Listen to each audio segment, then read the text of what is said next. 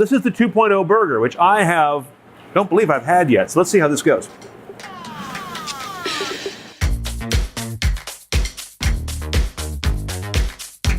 Unless you've been living under a rock lately, you know that Beyond Meat had one of the Bright Star IPOs, probably of all of 2019. And there's something going on in the whole sector that is really starting to bubble up. It's a fascinating kind of a wetware technology. Even if you don't care about the business angle, you got to admit, at least someone you know says, that stuff's pretty good. Let's find out how they make it that way and what's next. Come on, let's go behind closed doors. Now, I know what you're thinking. Oh, Beyond's made of pea protein and mung beans and brown rice. I could whip that up in my kitchen at home. Probably not. This is the analytics lab at Beyond Meat's headquarters. Let's walk through some of the stages you definitely can't do in your kitchen. So Parker, we've got a couple of patties here. Correct. And then we've got something that you call the mechanical mouth. What is this thing? We colloquially call it the e-mouth. I've been called the e-mouth sometimes. This is good. It's a texture analyzer. It's going to measure the force that the burger is exerting when you try to compress it or feel when you try to chew it. All right, so the burger's going to go in here. Correct. All right, let's stick it in there and see how this works. Because everyone talks about, does it chew right, you know? And here we go. Oh, look at that, yeah. Oh, it's not just one, so it's actually chewing, Yep. essentially. And then you gather data from this. I'm seeing a graph right here that shows every bite, it looks like. Exactly. Okay, that's the analytics lab where they make things taste good. But they also know that if something doesn't look like it's going to taste good, it kind of doesn't in your mind. That's why we have the color lab.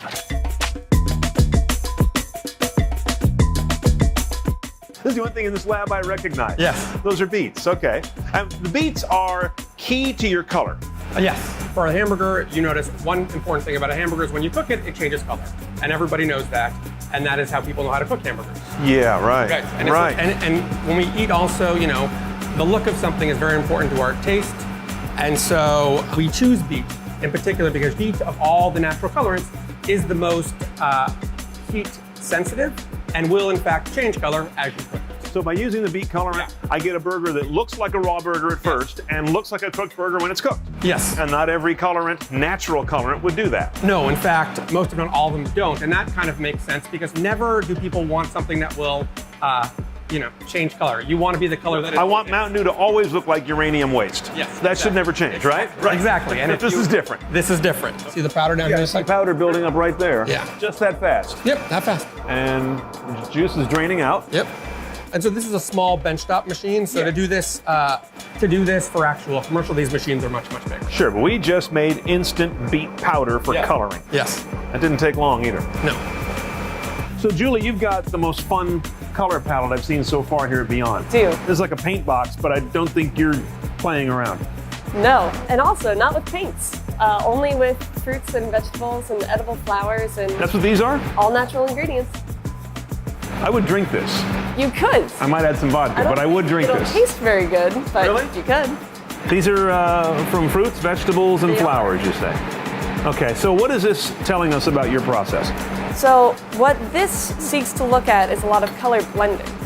So just like you can have different varieties that give you specific colors, when you mix them together, you create very subtle hues.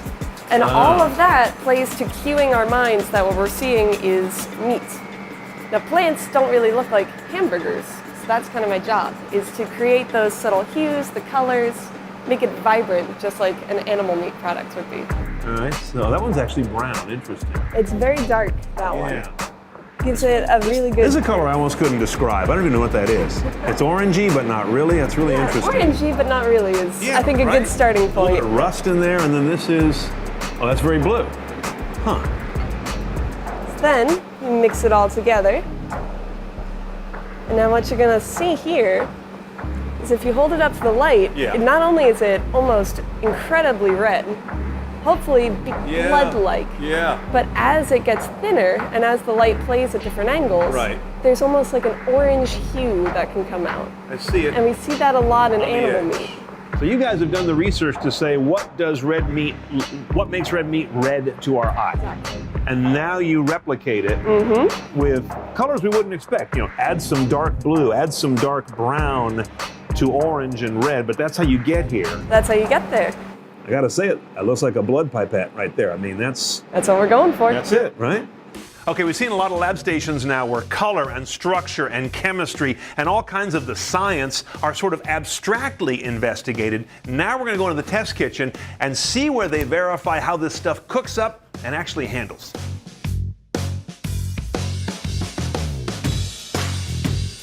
This is the most conventional looking part I've seen so far at Beyond. This looks like a restaurant kitchen.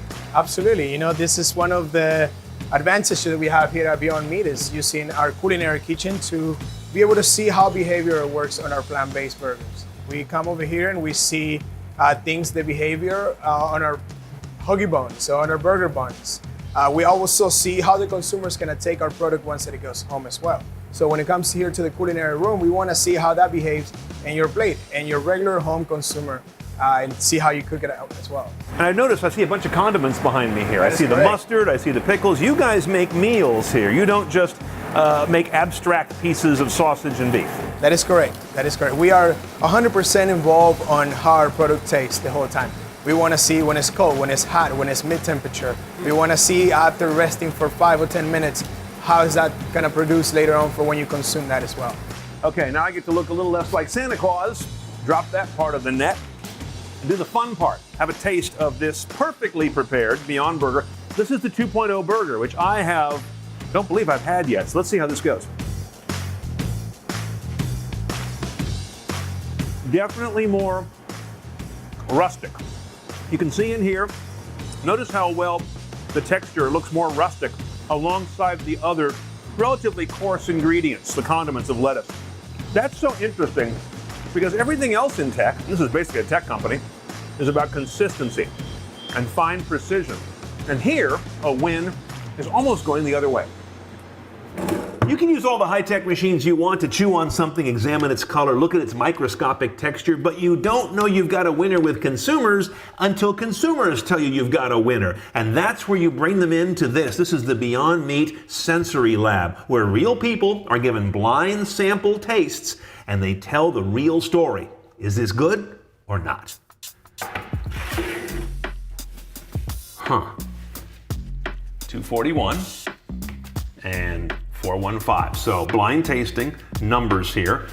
I'm going to be dainty and get my napkin and try a piece of 415 first, because that's our area code. Okay, got it. Because we're near the wine country, let's use the proper technique and clear our palate.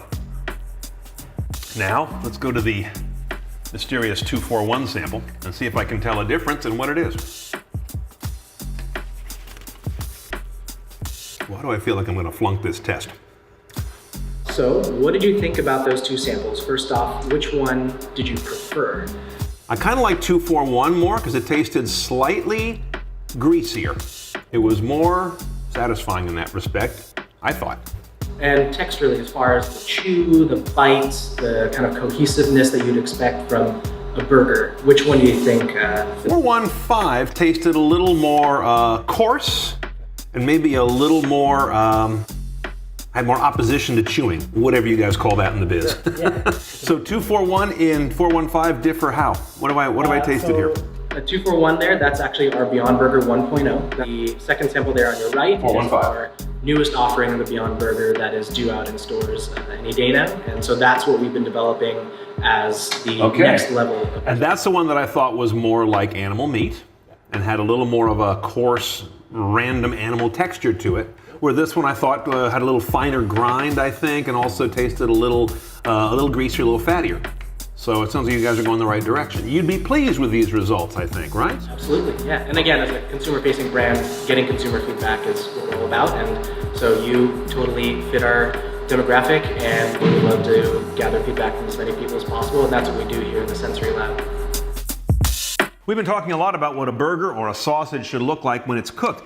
It has to look right when it's not cooked, because people don't buy cooked burgers at the grocery store in a package.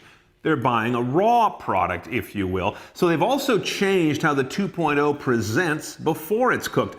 See these white spots here? This is analogous to the kind of marbling that you get in traditional animal ground meat, Whereas in the 1.0, the ingredient's in there, but it's more finely dispersed. You don't see it. Here, it's the visual cue that says you're buying something that is more akin to an 80-20. These white flecks of animal-looking plant fats are the 20.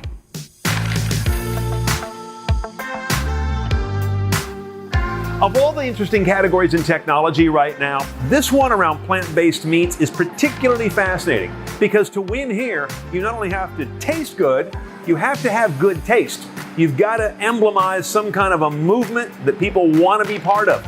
It's different than selling someone a phone or a tablet. And that's what makes this one so variably interesting to watch in the years ahead. To stay on top of what's next in all of technology, make sure you subscribe to the CNET channel here on YouTube.